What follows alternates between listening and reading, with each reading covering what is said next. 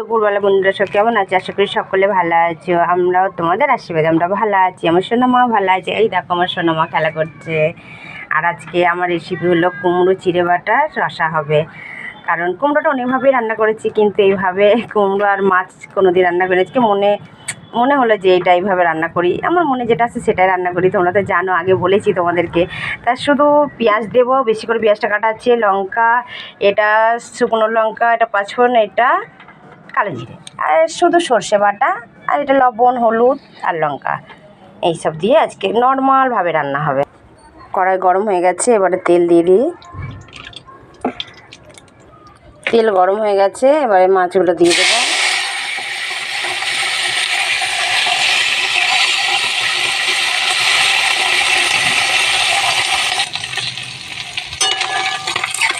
মাছগুলো ভাজা হয়ে গেছে, এক পিসটা আর এক পিসটা ভাজা হয়ে যাক।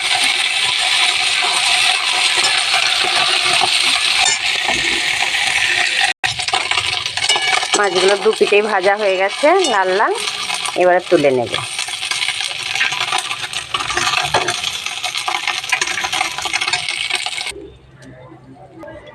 এবারে কড়াই তেল দিয়ে দেব। তেল গরম হয়ে গেছে, এবারে দেব শুকনো লঙ্কা, পাঁচফোড়ন আর আলাদাভাবে একটু কালো জিরে।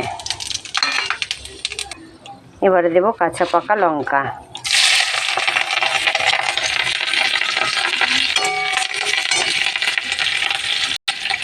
এবারে দেব পেঁয়াজ কুচি।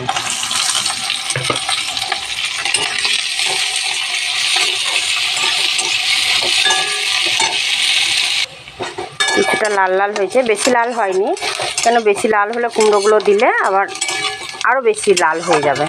এবারে দেব কুমড়োগুলো, কেটে রাখা কুমড়োগুলো দিয়ে দিলাম।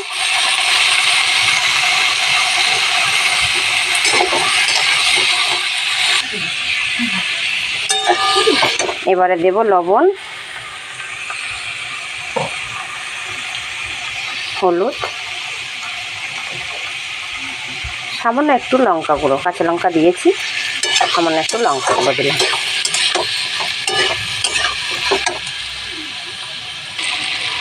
এবারে দেব সর্ষে বাটা।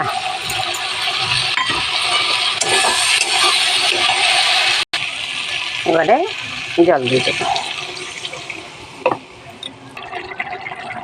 কুমড়োগুলো এবারে দেখি সেদ্ধ হয়েছে না। হ্যাঁ, সেদ্ধ হয়ে গেছে। এবারে মাছগুলো দিয়ে দেব, চিড়ে বাটা মাছগুলো দিয়ে দেবো। আমার কুমড়ো চিড়ে বাটা মাছের ঝাল কমপ্লিট।